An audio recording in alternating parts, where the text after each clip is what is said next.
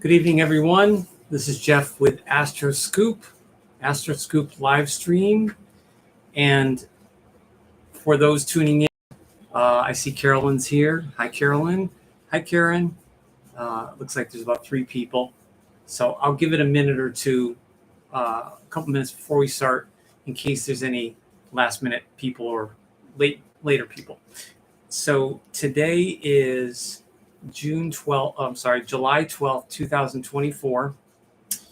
And this is a very interesting, I was thinking this is a month into the kids getting out of school, and it's full on summer. Everywhere you go, the traffic's been crazy, the construction work, and it's like almost the height. As we end, we're going to talk about the last period of Cancer going into the Cancer-Leo Cusp. So we will talk about that tonight, talk a little bit about Cancer and a little bit about Leo. And then next week we'll still be in Cancer. We'll be on the cusp. But next week, most likely, I'll start my first Leo video. So stay tuned for that. If you are a Leo or know anyone that's a Leo, that will be fun. Of course, the signs are drastically different from the one before it. So that'll be a lot of fun. Leos are, there's a lot of words for Leos, but they're just Leos. If you know one, they're just Leos. They can be really amazing, and they can also be difficult. So I'll leave it at that, and we'll get into a little Leo tonight, and then we'll get into Leo later. And we're just going to wait here. So I'm looking to the west over here, and tonight the sunset is about 5 or 6 minutes shorter than it was last Friday. And it doesn't make too much of a difference right now, but I'm sure it will in like a half hour. But also in the mornings, now the mornings are late. The sunrise is later. So the sunrise is later, the sunset is shorter. So it's a little tiny bit of shrinkage there with the heat. And yeah, it's been hot. It's definitely been hot. Very, very hot here. So before we start, I just want to give a shout out here. This is a new crab, since this will be the last Cancer live stream for a while. My daughter did this today, and she said, "What do you want?" And I was going to go for some kind of mythological creature or something and try to tie it into Cancer, but she said, "I'll just do a crab." So I thought this was really, really, really good. And she did that by hand. And then my son did this, colors. And he's really, really getting into art. And this is actually a reference to the movie Inside Out 2. So anyone that has children or grandchildren, you've probably heard of Inside Out. And this is the newer movie. The first movie came out about a decade ago. And so he's referencing here all the different, not only different colors of the rainbow, but all the moods, because the movie is all about this girl, Riley, this 13-year-old girl, about all her moods. And then the moods are driving her life. So you see it from the point of view of the emotions and moods and feelings. And then you see her in real life, and it goes back and forth. So it's very clever. Very, very clever. So there's just some basic emotions and feelings that are Inside Out, but this is kind of like the whole chart. And they use those in schools to help children identify what they're feeling, and also people with disabilities that can't always communicate or express if they're upset, if they're sad, so that they can try to express that. And with the colors, though, that's pretty cool. Not to mention, when I do my poster, I've been using my son's markers, which he's not very happy with. So I've been using these brush tip. They're like marker pens, and they're just right. They're not too thin and not too thick. And it's just really, really good to create some kind of differing colors and my own kind of font, if you will, and create those different colors and the contrast to what we talk about. I know this is kind of hard to see. Last week, I watched my live stream myself the next morning, and I noticed it seems a little small. So I'm going to have to think about either making it larger, or I could always pull this a little closer. And it's a little hard to see.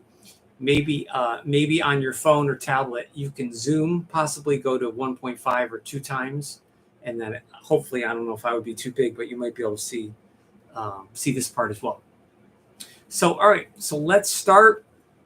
So last week we talked about the Cancer 3 period, which is the last decan of Cancer-the Moonchild, and we talked about people being born this week that we're still in, because today is the 12th. So the Cancer 3 period comes into the cusp on July 19th or so, 18th or 19th, to the 24th or 25th. So I know, Karen, you mentioned someone in your family that is on this cusp, so that's good. You'll get some information, and we'll see if it resonates. And we have in the family, I think I mentioned this last week, there were a couple women in our family that were born in the Cancer 3 period. But I'm thinking in the cusp period, I can't think of anyone in our family that's born between July 19th and the 24th or 25th. Off the top of my head, I can't pin anybody. So that's interesting, because the cusp periods are really the most interesting periods of the year of the zodiac. And my cusp videos get the most views. Even a couple of the videos I didn't think I did particularly well, but the views are there. So it just goes to show you with the balance of the two signs together is more interesting than being born just in the middle part of a sign. The cusps are always a beautiful blend, and we'll talk about that. And cusp people are harder to understand and a little more complicated too.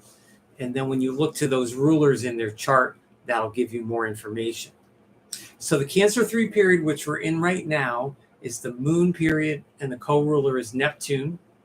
And we're going to be coming up into the Cancer-Leo Cusp, just like I said, July 19th, 18th, 19th, 20th, depending on the year. Now, different years, people born in different years, I think that's how people get thrown off with Western astrology, is that, if you're born in the 30s or 40s, or you're born closer to modern day, it's tweaked a little bit. So that's why you really need to know. When you get into the 20th of any month of all the zodiac cycle, when you get to the 20th, a baby born, the 20th, 21, 22, 23, 24, basically those days, sometimes 19th, sometimes 25th, that's comprising the cusp period of any baby born any year. But depending on the year and the transits, there's things that are just minutely different. So if you're born July 19th in the 30s or 40s, I would have to look your chart up. I don't know offhand the outer planets, but I would have to look at the moon, obviously your moon placement, and then I would look at the degree. But then if you were born in the 60s or 70s, you could be born on the 19th and you might not be the exact same degree. You could be a degree later or so, 1.5. So it's tricky like that. So that's why it's always good to give an astrologer your full birth information, have the place, and if you have the time. I know a lot of people, they don't have their mom around or maybe even dad to ask, what time they were born. So it's really good to try to get that information and write it down somewhere before you forget, because it's I've asked a lot of people that knew their birth time, but now they're older, middle-aged, or even older, and then they don't remember, and they're like, well, my mom's not around anymore. I guess you could go to great lengths to look up maybe on microfiche or pay the birth records. You got to pay a fee, but you could probably find the hospital announcement somewhere if you do enough digging, and you'd have to, like I said, you'd have to pay some money to get that birth time. But that's so important. And then again, that's important because of the moon. As I mentioned, that changes every 2 to 3 days in the transiting part of the zodiac, the transiting moon, which we'll talk about that a little later. So the Cancer 3 period, I talked about the Moon and Neptune are the rulers.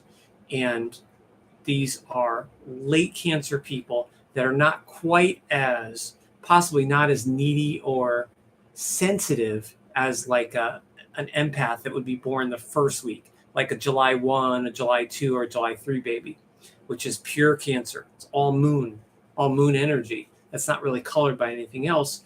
The only way you would color it is to find out what their moon sign is, and then the aspects and so forth. So people born this week, they're coming into, especially the people that are going to be born 16, 17, and 18 coming up. Those people really are almost cuspers. They're still Cancer 3, still just Sun in Cancer, not Leo cusp, but they're very, very close. And then you would have to, again, look to their moon. You could also look to Neptune still in their chart because it's a co-ruler. So when we get to the Cancer 3 period, which we'll get to in just about a week, we're dealing with the symbols of obviously the crab, and we're dealing with the lion or lioness. So adding the blend of the crab and the lion and lioness gives all cusp people have multiple symbols, but it gives them cusp people kind of more versatility in a way than someone that's just one sign. Now, that depends on what else is in your chart, but just generally speaking, you have multiple symbols to draw on, or multiple energies to draw on that cusp. But that could be a gift, but that could be a curse in a way, because it's hard to reconcile those different elements. So the crab and the lioness. So the crab we've been talking about for weeks is feelings.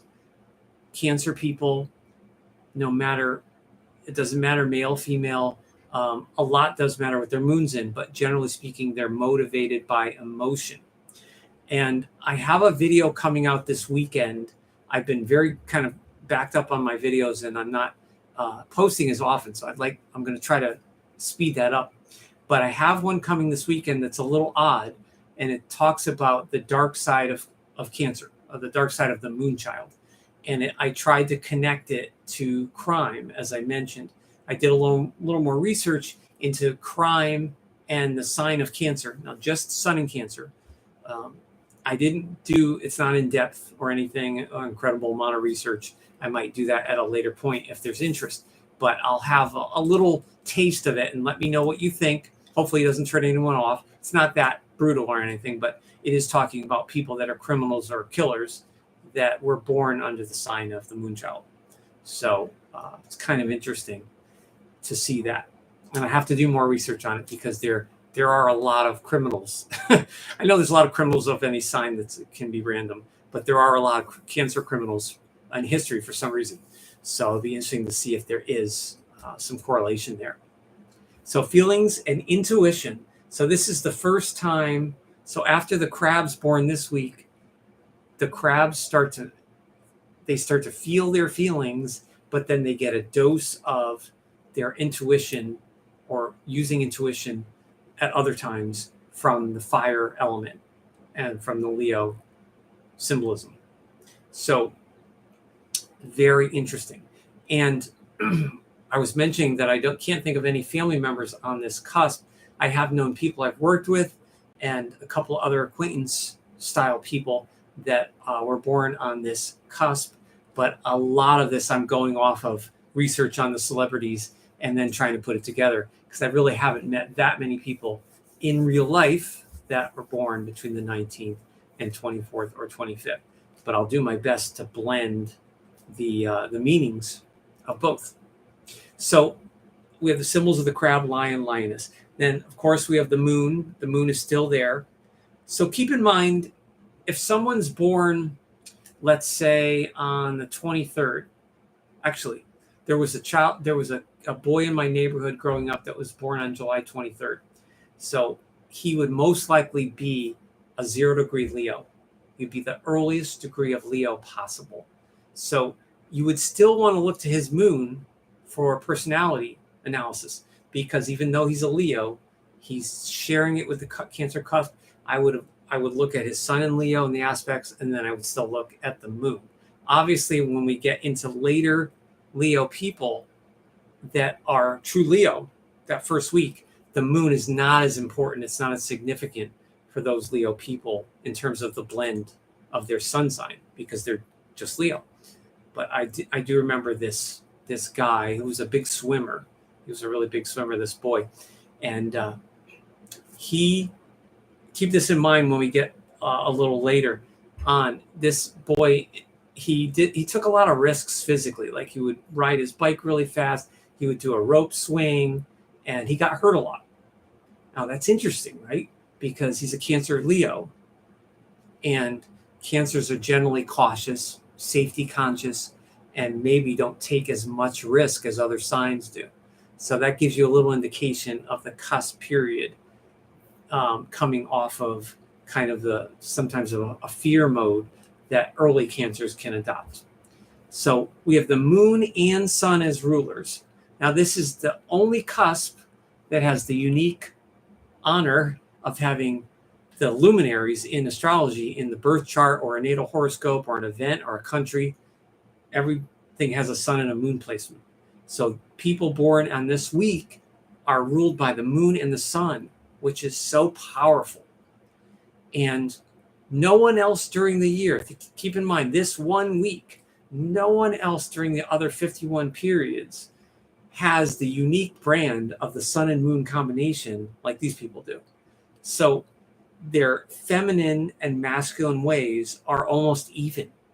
So it doesn't matter if they're a man, doesn't matter if they're a woman, or even transgender, or any of that. It wouldn't even matter to me who I was reading for. You wouldn't even have to give me a gender pronoun. I would just look at the chart, and I could give you the person, the energy of the person, based on the sun and moon together. So this week, more than any other week, if I were to read for someone this week, I would say your sun and moon are absolutely equal in strength. In other words, your moon sign is just as strong as defining who you are as your sun sign. And in some ways, the moon is even, in my opinion, the moon is even stronger than the sun. So someone born on, the 19th, 20th, they're still Cancer, but they're Leo cusp. You're still going to look at their moon. You're going to look at the moon and sun and the aspects. And that's going to give you an interesting indication of how they use masculine, more extroverted, or feminine, more reserved or yin type ways, depending on. And I would guess, again, I haven't known a lot of people on this cusp, but I would guess that the women born on this cusp would have a pronounced assertive or aggressive side, or risk-taking side.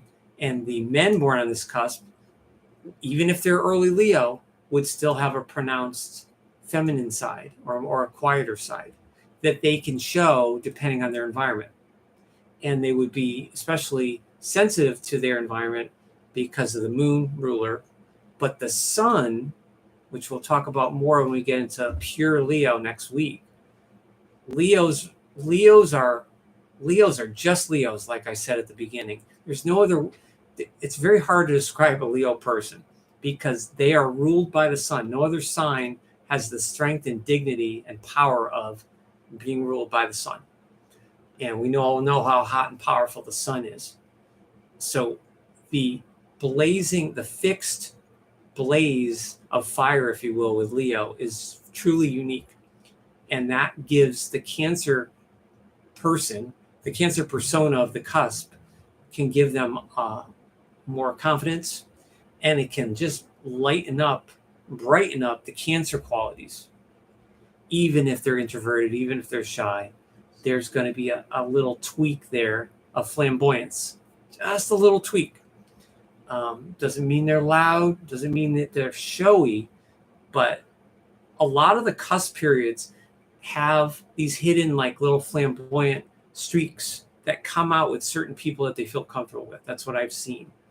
And I've seen that with cusp people. It's so fascinating how when you get to know a cusp person, especially when you're really into astrology, I can see the person one time being like their sun sign, and then the other time, a week later, they sound or feel like, it feels like to me like the other sign, the other element.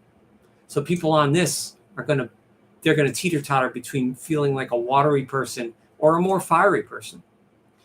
And that's hard to reconcile, those feminine and masculine ways. And I would think it would be in general harder for men born on this cusp, especially if men come from a traditional setup where their fathers and grandfathers, believed in the macho archetype, like the old school Hollywood actors and stuff, Marlon Brando, John Wayne, Humphrey Bogart. There was a template there, right, of machismo, smoking, drinking scotch, doing all that. What supposedly a tough guy is supposed to project or have, to get respect or adoration. So that's kind of interesting. So I would imagine men on this cusp, it's harder to reconcile that feminine side if they come from a family like that. If they don't, and they're a little more open-minded with themselves, and they're not keeping score, so to speak, am I masculine, am I feminine, am I outgoing, am I introverted? They're all that on this cusp. It's all there. And that brings me into swings of mood. Very particular on this cusp. All the water cusps, there's definitely mood swings because you're reconciling that other element that's not water. But on this one, Cancer and the Leo side, a Leo planet or a Leo cusp planet inevitably adds a dose of drama to the chart. I don't think there's any astrologer in the world, especially astrologers that practice tropical Western astrology, that would not admit. They may say, don't generalize that all Leos are showy, all Leos are show-offs, or all Leos are bossy, or whatever we'll get to. Okay. But I don't think there's many that can say, when they've done charts and seen Leo planets that are not afflicted, that there isn't drama somewhere, how that person uses a dramatic delivery for that planet.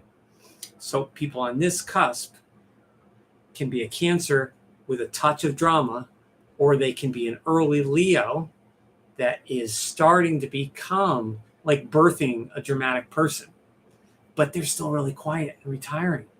So it's like they might want to yell and be like, look at me. But that Cancer side might say, wait, we got to be a little safe though. Cancer wants attention, but they're not going to be loud about it like the Leo part could be. So again, the mood swings. And that is also coming up on a strong-willed sign. I've mentioned these weeks that the Cancer period is tenacious. So Cancer has a grip. Just Cancer grips everything, metaphorically, especially emotionally, but also mentally. Cancers like to read and gather facts, and especially about history and stuff. That's big, especially very big with Cancer people. They would make good history professors. And so coming into the strong will of Leo, you have tenacity and willfulness. So that creates stress.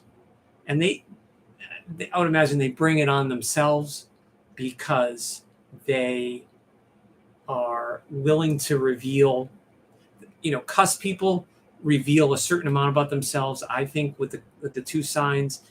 But if one of the signs does happen to be shyer, like a Pisces Aquarius cusp, which we talked about, and the Cancer, there is a reluctance. Maybe that other part of them, they'll show it in only one arena of their lives, and some people are loud at work, but then at home they're a sheep. Or maybe at home, in an intimate setting with one-on-one with someone or their family, they're going to be the life of the party, but they're not going to be like that at a community group meeting, a book club, or at work. So it's interesting how we pick and choose those different parts of ourselves to show people, whether we do it consciously or unconsciously. But here, there's a lot of strong mood and will there, which can create stress. So they're trying to balance that. So caution, which is Cancer, caution runs into risk or danger. So, like I mentioned, that boy before that I knew growing up, he was from France, I think. It was Belgium or France. So he was from a different culture. So who knows, the upbringing for his earlier days. I think he was a teenager when he moved to our neighborhood. But I remember him just having the moony face and a big smile. But he was a risk taker. So obviously something else was there in his chart. Maybe some other air or fire signs was there. Maybe there was more Leo there. Maybe there was Aries there. So there's reasons for that. But the cusp Cancer person is certainly going to take more risks in general than just a pure Cancer person, I would think, especially the early Cancer folks, or even a Gemini Cancer cusp person that would be born, like on the solstice, like that we talked about the solstice, that is a cusp person. But there's obviously no hint of Leo there or fire. So the risk or danger is, now that's interesting because what is risky or dangerous to you or me is different to the next person, right? I would never bungee jump, but some people have bungee jumped or jump out of a plane and they say, well, as long as I have a parachute, I feel safe. As long as I know, But I think there's a lot of people that just wouldn't do that because there's just inherent risk. They wouldn't even need to look at the stats to know what's the probability of me getting really hurt here, or expiring. So, the Cancer caution there, but there's always going to be a little risk on a fire cusp. It's inevitable. So the drives here are unconscious impulses, and that creates a need or a hankering for excitement. So people on this cusp, I would imagine, and again, I haven't known many, but it'll be interesting when we get to the celebrities because I think it'll make sense when you hear about some of these celebrities. The Cancer-Leo Cusp person has a craving. The Cancer wants emotional attention and neediness, and Leo likes an audience. So I've known shy Leos before, and we'll talk about that later. I've known shy Leos before that you wouldn't know they're a Leo. I mean, you might know it in maybe a situation I didn't see them in, or they're with a really, really close friend or a family member they trust, right? We all bond with different family members. We don't bond with family members equally. Sometimes it's a grandmother or a cousin or an aunt or an uncle growing up more than your parents that you see that vibe with you and that understand, who you are. A lot of people have that. I know with grandparents or extended cousins and stuff like that. So again, it's all chemistry. But I think a lot of the unconscious impulses here with the moon is emotions and the fire element, there is impulses there. There are impulses there that this person might not even be aware of. And that's very much related to a cusp personality. Now, we're Aries, Taurus, Gemini, Cancer. We're finishing up the fourth sign. So 4 signs. So we're kind of entering the second quadrant of signs here. So when we get to Leo, obviously Aries through Cancer is done. This is a later stage in life. This is like maybe the Saturn return time, which is between 28 and 30. This would be someone, to me, that would be closer to late 20s and coming out of their Saturn return and getting ready to really be an adult and to grow up, so to speak. And I think I'm going to do a live stream since I'm kind of a week ahead on the periods. I think one of these weeks I'm going to do a live stream and I'm going to talk about, most of it will be the Saturn return, because I keep seeing comments about that. And I see people asking other astrologers that all the time. And I see astrologers asking other astrologers about that. I think I'm due, actually. It's been so long. I think I'm due for a reading for myself from another astrologer. And I want someone that I don't know and someone that just has a very unique perspective. I don't want the smartest astrologer in the world. I don't want an astrologer that's written 40 books. I want someone that is an underdog maybe someone that's a small channel, but someone that has a unique approach, an intuitive approach. That would be good. But yeah, I mean, the Saturn return, I think we'll have to talk about that. And so after the impulses and the excitement that Leo need for excitement, there is these words: change, flux, fluctuation, and inconstancy. And a lot of those are sort of moon related. Change, flux, fluctuation, and inconstancy. So you're dealing with Cancer, the moon. Now, Cancer is a cardinal sign, so cardinal is action. All the cardinal signs have to push and act and try to be a leader of sorts.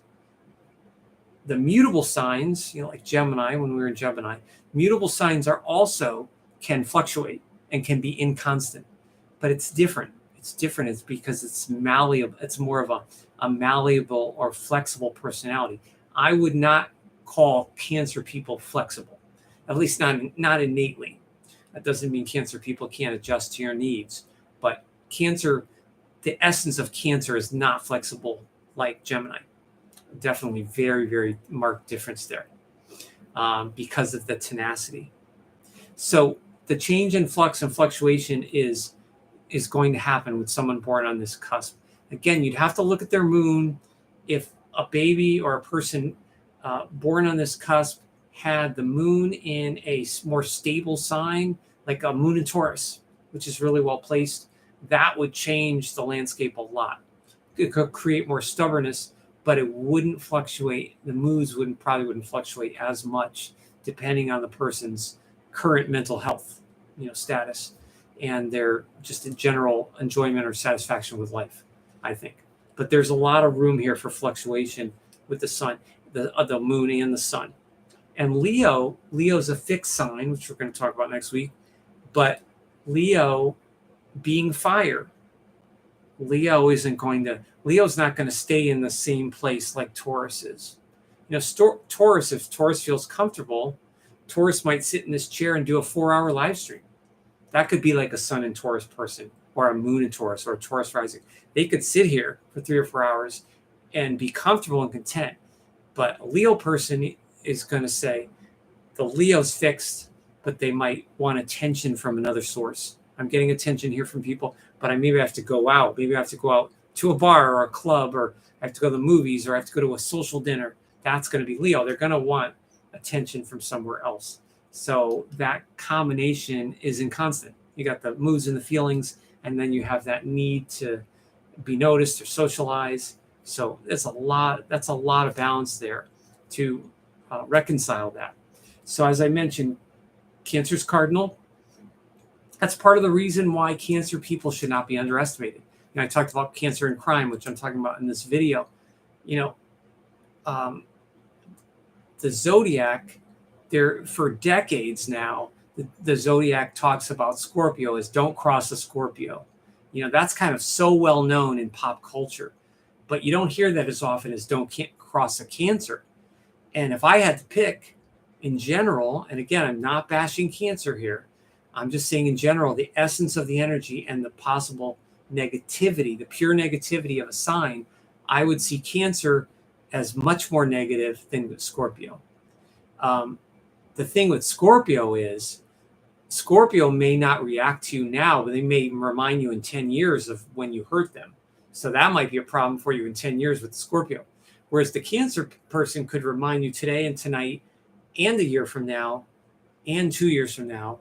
And then maybe they'll take a year off, and then they'll remind you at the 5-year. So Cancer, if the Cancer's slighted enough, and they're emotionally motivated, that's the thing. There's no other sign probably that's more motivated by emotion than Cancer. So if Cancer is hurt and betrayed and slighted, think about what they're motivated by, right? Even a relatively stable person is going to snap back. So if they're a Cancer person's not mentally stable, or or has bad habits, or drinks a lot, or does too much drugs, that's a recipe on this cusp for disaster. Very much so. So that is really, really important. And it goes to cardinal and fixed modes. So the fixed I talked about before helps a little bit with stability, but there's that hankering for excitement. So it throws the Cancer-Leo person off. Caution, excitement, caution, excitement. Now, we all have that to some extent, depending on how introverted or extroverted we are. So everyone needs a certain amount of stimulation, and then there's a certain amount that's too much for everybody. And people that are neurodivergent, people that are autistic on the spectrum, or people that have sensory issues, sensory disorders, that level of stimulation is much finer, and they can maybe accept a lot, and then they have to close it down really quick and go to none, sort of thing, where people that are not on the spectrum are generally, it's like little doses of stimulation and that's how I would see someone on this cusp with the cardinal and the fixed. And they respect people that are competent. So that's another thing. Like Cancer, I'm not sure if I mentioned this, but Cancer, I've seen this a lot with Cancer Mars people and Cancer rising people. Very, very hard workers. Very, very hard workers. And not hardworking in a traditional sense like a Capricorn. Not just like a, earthy, nose to the grindstone kind of worker.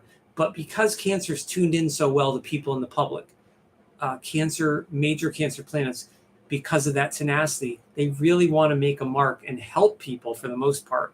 They can go too far with that, but they have a strong ambition, quiet ambition to help. And they're driven with that cardinal nature. So they appreciate other people that are competent in hobbies or work because it's how they see themselves. And the Leo side of this cusp, like I mentioned before, there's a little bit of a need for adoration there. So you're sprinkling that on that Cancer drive to help people and to be motivated by emotion. So that's how you can picture in your mind. You can picture the water and the fire together. Water can put the fire out, but it can balance each other. So that comes to great highs and lows with all this fluctuation and unconscious impulses. I would imagine people on this cusp have great highs and lows, and that can lead to instability, because obviously if a Cancer person is feeling incredibly protective, introverted, they need safety at all costs, they're going to retreat in their shell or their cave. Caves are not just for men. Remember that book by John Gray, Men Are from Mars and Women Are from Venus? I know that book is highly criticized. I've read those books, and there's some value in them. But it's not just men that could go into a cave. Women need their cave too. People need their cave, right? Just people. So a Cancer person, absolutely, any Cancer cusp or Cancer planet is going to need a cave at some point. And the Leo side might say, well, I need time to think about what my next play is. What's my next show to the world? What's my next theatrical event? Because everything Leos do is a theatrical event, even on the smallest scale. So the Cancer side says, hey, wait a minute. Are we safe yet? And the Leo side said, well, I don't want to look like a fool. I don't want to look foolish, definitely. Those signs like me and Capricorn, we don't want to look foolish. So Cancer and Leo, I would imagine they're having a conversation with each other that can be great. I would imagine that'd be great for acting or great for local theater, because every night you have to turn on those emotions, even if you have to fake them. You either have to be sad or loud or a little loony or crazy or a ham, or whatever. And I would imagine people on this cusp could do that really well. Whether or not that comes naturally to them as their real personality, I could definitely see them acting and doing that. And then if they had any like Pisces in their chart, they'd be born to act. So the great highs and lows can create instability, and that brings me to the opposite. Every week I always talk about the opposites. So Capricorn, Aquarius cusp in 6 months is the cusp we'll be talking about. And that's earth and air, compared to this, which is water and fire. So that's opposite this cusp. And those are, it's more earthy sensation and the thoughtful, intelligent Aquarius energy, which is much different. Now that cusp, the Capricorn Aquarius cusp, is also impulsive in a sense and can be unpredictable with the combination of Uranus and Saturn. And that can be also at odds. And this is all, like I mentioned, all cusp periods. There's a combination there, but it's opposite. So the polarity, I would say, the polarity, if the Cancer Leo person can incorporate the Capricorn Aquarius sides, if they had a planet in Capricorn or Aquarius, there would be a natural opposition there, which can create some tension, but it could also create lessons for that Cancer Leo person to use other modes and maybe not be as almost like manic depressive.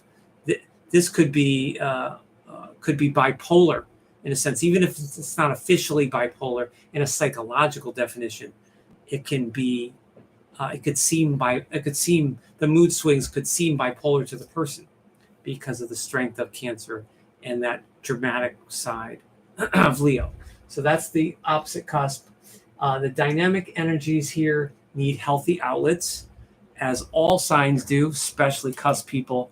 And then that's when I wrote bipolar, if those dynamic energies don't have appropriate outlets.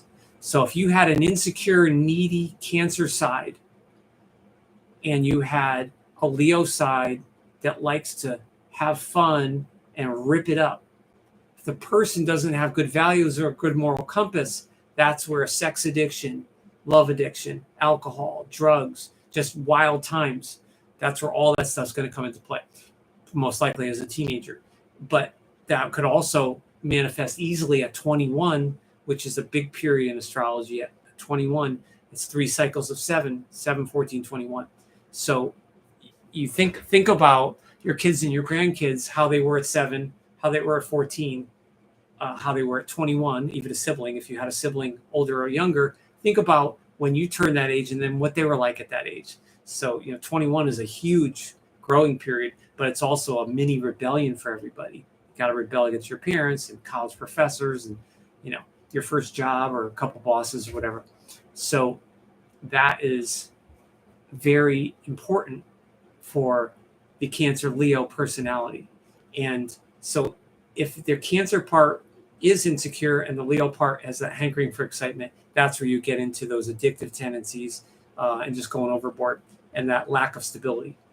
Unless there's like an Earth moon there or some really, really good softening aspects in the chart or softening signs, and the person generally has good values, and that's very, very important, obviously. So this cusp would be a tip would be for them would be to enhance, I should say, their emotional intelligence. Now, Cancer, excuse me. I see the sign of Cancer and the essence of Cancer as having a natural ability to tune into people, and sometimes in a psychic or empathic way. And some Cancers know it consciously and others do it unconsciously. But they also can mirror back the negative feelings of us too.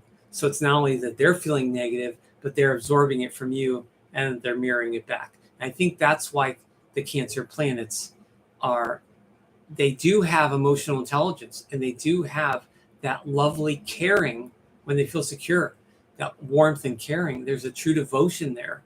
A secure Cancer planet has a true devotion to the people they love and what they're doing.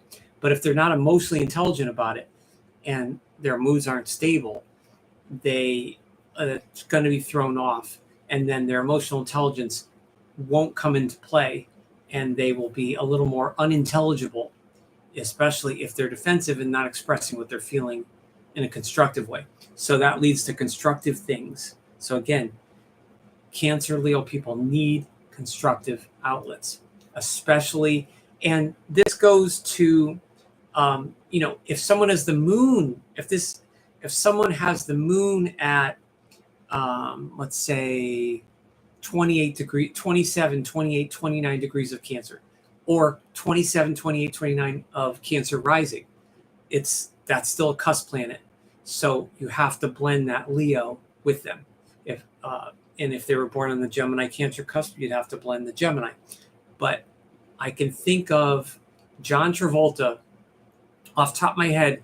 He's the only actor I can think of that has a late Cancer rising, right? And John has that twinkle in his eye and he has that smile.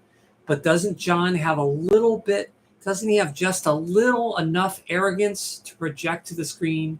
And that's why he's been so big with Grease and Saturday Night Fever and all his other movies. It's not just the Cancer. That Leo is there. It's like, again, it's like that little spark of flamboyance or showiness or even arrogance that says, look at me, look at me, look at me, look at me. So someone like John Travolta, how he is enacting, you have to look to the Cancer and Leo, because he's not a pure Cancer rising. But all cusp planets, whether it's the moon, even a Mars or rising, there's that needs those constructive outlets, because that eventually that person's going to swing to the moon sign or the mood side. And, we all have mood swings, but maybe the moon part is going to be at odds when the Leo part is ready to take part in an endeavor and show something to someone, show off, so to speak. And the Cancer part is going to swing and say, no, not yet. So that, again, you need constructive things. And it's water and fire. So, anything with those elements, obviously people getting near those elements, having, a bonfire, obviously, like I said last week, anybody, if you physically can, get your feet in the beach or put your feet in a pool or a jacuzzi, as long as it's clean, or the grass, even if you can just get out your step, and if you can sit in a chair in the grass barefoot, get grounded. And that's important for Cancer Leo people. And with the fire side, they don't need just water, but they need other warming activities, and they need warming social activities where the Leo side feels attended to, if that makes any sense. Attending. That's something that this person would be very defensive and critical with, is if they're not attended to emotionally and just physically. So if they were in a room, I would imagine if you're playing a game with a Cancer Leo cusp, they can be fun one moment, they could be silly or loony, but if they're not paid sufficient attention to whatever it is they're doing, I would imagine they may feel slighted or maybe defensive. But again, you would have to look to the moon. The sun in Leo person, which we'll talk about next week, is only ruled by the sun. So they don't have another planet that colors their Leo sun. That's why Leo's so unique. It's just a pure blaze, a pure fixed blaze of fire, which is just Leo. But this Cancer Leo cusp has both. So here we are, about 48 minutes in. Boy, this is going fast. Wow. So let's get to the celebrities, and we'll see if we can get to some good examples of how we use the water and fire energy here, and how these people use it in their craft or their art. So the first person is a young actor, a millennial named Jared Padalecki. He's a TV actor, but he's also been in some movies, and he was on a show called Supernatural, which is really, really big with a lot of young people, which they're ghost hunters. He and his brother are ghost hunters. So that's interesting. Very, very interesting. And he's also acted in horror movies as well. So there's definitely like I talked about, the dark interests of some late Cancers.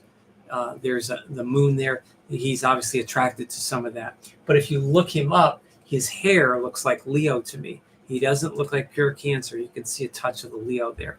Brian May is a guitarist from Queen, the legendary rock group Queen, who was fronted by the late Freddie Mercury. And Brian May's guitar work is unbelievable, so crystal clear and dramatic. Again, I'm hearing and seeing more Leo with Brian with the rock hair, and also the drama in the music of Queen. He brought a lot of emotion and dramatic flair to Queen, just like Freddie Mercury did. And of course, Freddie was a Virgo. We'll talk about him when Virgo comes up. But Brian May, definitely very, very typical of this cusp. The late Robin Williams, he's probably one of the best examples on this of anyone I've looked up. Believe it or not, Robin Williams has been gone now, passed for 10 years. I didn't realize it was that long. 2014, we lost him. So 10 years. Like, it felt like maybe 5 to me. So, Robin Williams was an absolute master and so gifted and so troubled. He was manic depressive in real life. I think he was bipolar. He had a 1,000,001 insecurities, as he would talk about in his stand-up routines. He was very transparent about talking about that. And he was incredible. Look at him in the movie Mrs. Doubtfire. Who could pull off a role like that and be believable, be silly and insecure, but snappy and defensive and a little cocky and a little arrogant and smug? Like, who could pull that off? I can't, and he pulled it all off in a likable way. So you still like him or her, even if he's negative. And he also did some mystery horror movies, horror type suspense movies as well. He did a movie called 1 Hour Photo. So Robin Williams had amazing range, and he was always very, very feeling, but he had a good intuitive style there. John Leguizamo, he's a really, really good, underrated, very petite actor, and he's been in a lot of character actor movies, kind of B movies, and he's done a little bit of TV here and there. He's great, and he's got this thing with his mouth that he does, this little thing, which I think is Leo. I think it's like cat-like. I see more Leo in him than Cancer, but I also see the Cancer. If you watch these people, if you just watch people and observe what they're doing, even turn the sound down and watch them in a video, you just watch them, and you can think water, fire, what do I see? Try it out. Philip Seymour Hoffman, that's another late celebrity on this cusp. Very much like Robin Williams, he was a husky guy with a round, moony face and a nice smile, almost a feminine kind of smile, but also could play this range, amazing range. He was in a movie called The Talented Mr. Ripley, which is a novel, and he was in that with Matt Damon and Gwyneth Paltrow, and he had a bit role in that, but he was amazing, and he could be very emotional and smug and likable, and he could also be very dramatic with the Leo sign. Natalie Wood, she's probably the most epic person on this list. I mentioned her when we talked about James Dean a little bit months ago. She had her troubles, obviously, and she either attracted or was attracted to a little bit of dangerous scenarios there and situations. And of course, the whole thing with water with her, which is ironic. So Natalie Wood, what a strikingly beautiful, classic beauty. I looked up some pictures of her. Not the most beautiful woman in the world. As far as classic feminine beauty, she would be like in the top 10 there. Just piercing look, amazing kind of Cancerian look. Kim Carnes, she's a singer from the 80s. Pop. She sang Betty Davis Eyes. She's got moody her music's kind of light, but it's also moody. And she had that crazy pop hair, which is interesting. She's great. Cat Stevens, I'm not sure what his new religious name is. I know he changed his religious name recently to a Hindu name or a Jewish name, I think. I'm not sure. But the old school Cat Stevens, he looks more like a Leo to me physically. I'm not sure what he has rising, but he definitely blends both of those in his music. And I believe he has a song called Moon Shadow. So there you go. Moon Shadow. George Clinton, he is a very creative, dramatic guy from a group called Parliament and Funkadelic from the 60s and 70s, which was a major funk and kind of a psychedelic funk group along the lines of James Brown and Sly and the Family Stone. And then they kind of started, they helped to start kind of rhythm and blues of what would become rhythm and blues in the 70s and 80s and 90s, but in a very colorful and dramatic way. So he's an absolute character. And the crazy hair again. Don Henley, lead singer from the Eagles, the legendary group, the Eagles. And I think he has a great timbre in his voice. His song called Boys of Summer, and of course, all his lead vocals with the group, the Eagles. And his tone is kind of story. He's just like a good storyteller, and he's also moody. But I can hear a little bit, and I can also see in his videos a little bit of the Leo cusp there. Martin Gore, I think I mentioned him last year in one of my videos. He is one of the co-founders of Depeche Mode, along with Dave Gahan. And Martin Gore is responsible for most of the guitar work and a lot of the songwriting with the themes and the words. The words with the guitar and kind of the overall mood other than the synthesizer. So he's very, very instrumental, and that's a very moody kind of dark group. And I mentioned there were other Cancer males in different iterations of that group as well. So lots of water influence in that group. Robbie Gray, he is the lead singer of the song I Melt With You, the iconic song from the 80s, which was in movies, and he's from Modern English, another English new wave pop alternative group. And I've seen them in concert, and he's great. He's he's a combination of shy and showy. I could see it. He says hi and he talks to the audience a little bit, but then he gets right back into his zone and he just performs. And he lets the music do the speaking. So really, really good Modern English, really, really good stuff. And their old stuff's very moody. Mick Karn, it's kind of an obscure musician. He's a bassist, the late bassist from a group called Japan. And Japan was a group that Duran Duran, the popular huge group Duran Duran from England, emulated another group called Japan, which were glam, kind of like glam rock. Came out of like Iggy Pop and Lou Reed and David Bowie, came out of that scene for music. And he was an amazing, like, fretless bass player. He would fretless bass. The sounds he would do were so moody and weird. So just amazing. Jennifer Lopez, or affectionately known as J-Lo, I appreciate her.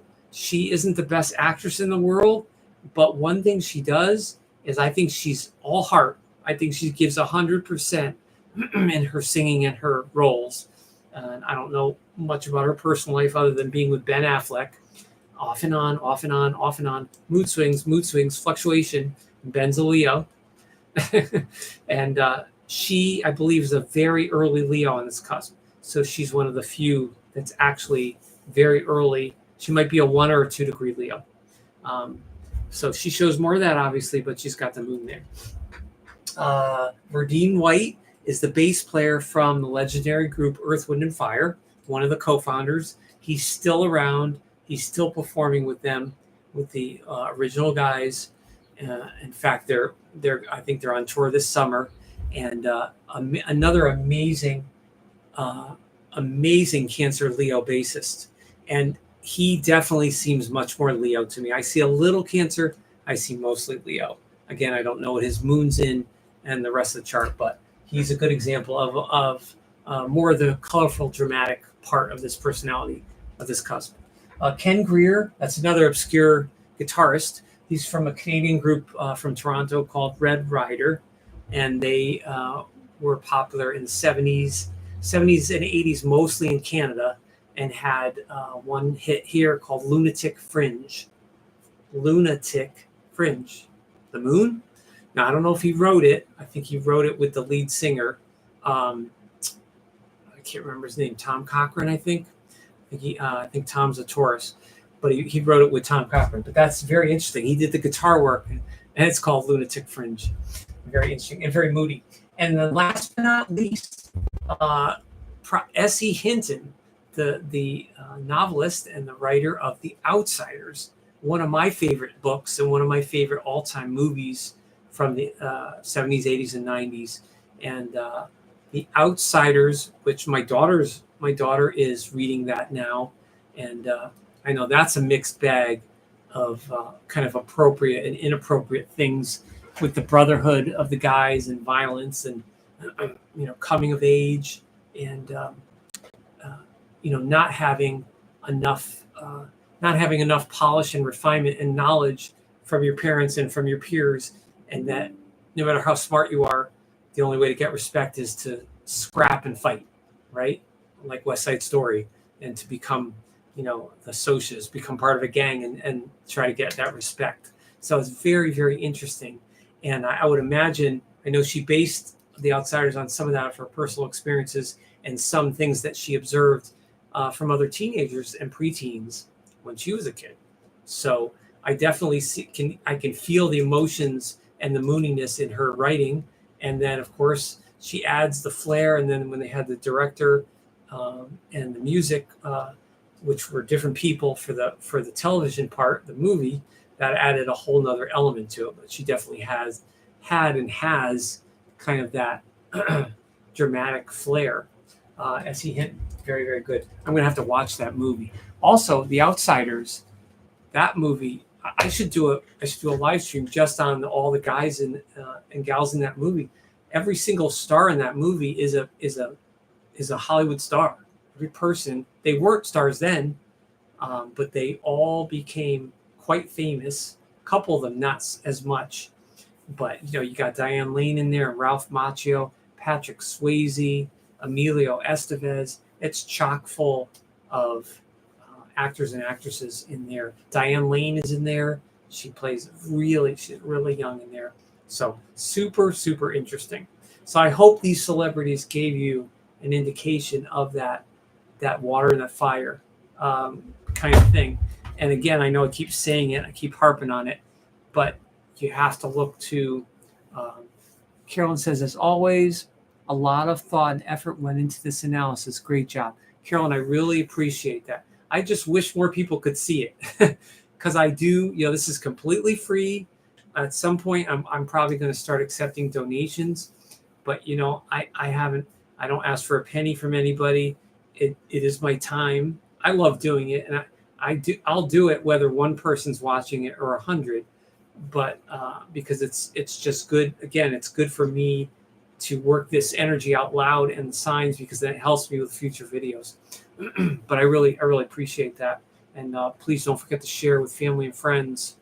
And that's why the periods are so fascinating, and the cusp people, unless there's other signs in the cusp person's chart that are very linear and very direct, very specific kind of energy, like Aries.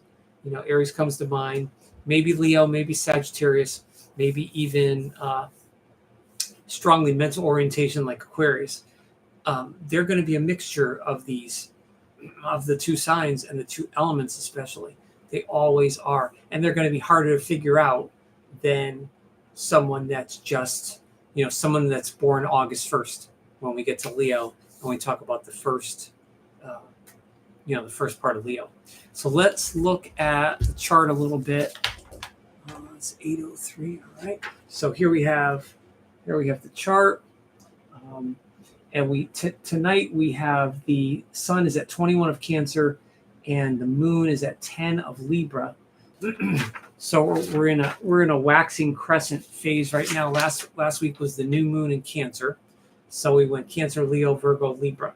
So now we're in Libra and we're in the waxing crescent phase. So the moon is starting to show a little more light. And then in a couple days, this finishes out Cancer, and then it finishes out. It finishes out Libra. The transiting moon finishes up with Libra, and it squares the sun in Cancer before Cancer leaves, and that's the first quarter. So we're going from the new moon to the crescent, and then we're going to go to a first quarter, which is a sun-moon square. These are square by sign, but in a couple days they'll be square by degree exactly. So that'll be that specific moon. And then we're going to be working towards the full moon. We'll be working towards the next full moon, and then we'll go to the waning. But of course, that's what's so interesting, because even on a monthly basis, when we have the same sign, we have the moon changing every 2 to 3 days, and then every 6 days or so, we have the moon phase changing. So that's how astrologers, I know there's some astrologers that are like they're almost like stockbrokers. There's like these financial astrology people, and they document everything with charts because they're really really good with all their software programs, and they'll just see the blips of everything over all the years. And I talk about putting effort into an analysis. The people that do that kind of stuff, boy, I wonder if they ever get out of their house. But I give them a lot of credit because it's amazing. So given this chart for a baby born tonight or this weekend, you have only the sun in Cancer now, and it's a late degree, and it's coming up on the cusp. So the Cancer energy is starting to wane, and we'll feel that. We'll feel that. You know, if this period was the time of being patriotic and you know, more family oriented, whatever your family looks like, not just your biological family, but if your friends or family or people at work or a community or family, that feels more Cancerian. And when we get into Leo, it's still about family and it's still the summer, but we'll no longer have that Cancer transit and the other Cancer transit planets, and we'll have the essence of the sun, which is so different. So we feel that. And I know that I'll be talking about, you know, probably a month from now, I'll be talking about how to you that I'm done with the heat. Like I'm just done with it. Like I can only take so much heat. You know, I'm not one of those people that wants to be at the beach every day and it's 90 degrees. A little bit of heat is nice, but it can get to you. So that's what we have is the late Cancer. We don't have anything else. We have Venus now in Leo. So it just transited. It's 1 degree. We have Mercury in Leo as well. So we have about 9 days or approximately till we enter Leo, but we've already entered 2 major Leo planets. So this is a time where for all of us to be a little less shy and to kind of show people what we got, you know, because that's what we're going to be talking about when we get to Leo. Leo loves to show people what they got. And doesn't mean you have to be a master or the top of your field or whatever, but it's a time to bring out your own flair, your own pizzazz. That's what Leo's going to teach us, to bring that flair out that maybe we didn't bring out during Cancer or that we were a little too cautious with. That's a time to let loose a little bit and be a little more full of pizzazz. And then there's not too much has changed. We still have a lot of the outer planets in Pisces here, and the Mars-Uranus conjunction in Taurus. Mars and Uranus that could be explosive, but it's in Taurus, so it's in an Earth sign, so it's more physical. But that could be a good release for people that have late degree Taurus planets. It could be a good release to just get away and do something physical. Out of your normal work or home routine. And then that's it. I mean, tonight we have Cancer and Capricorn. Capricorn are hidden in these houses. And then we have Virgo up here, nothing doing. And like I mentioned, the Taurus, nothing with Aries. And we have Sag on the first house here. So this would be, so if a baby was born tonight at 7 p.m., he or she would have this chart, this New York Eastern Standard Time chart. And that's how it moves. So again, we're in the waxing crescent in Libra, and we're going to be moving into the first quarter, and then we'll be going into almost the full moon in a few more days after that. So that will be interesting. So thank you so much. Again, I want to shout out my daughter for doing the crab and my son, because he said, I want to do something. I said, all right. And he did the colors for Inside Out. So hopefully all of you are, let's see, what color would you be in now? Hopefully you're all in maybe the blue.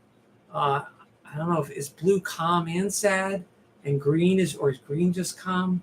Well, you can define it. Blue could be, you could be a little sad or melancholy, but it could be in a nice way. Or you could be blue and calm, or you could be just green and calm, or yellow and kind of like happy and stimulated, like joy, which is the main proponent in Inside Out.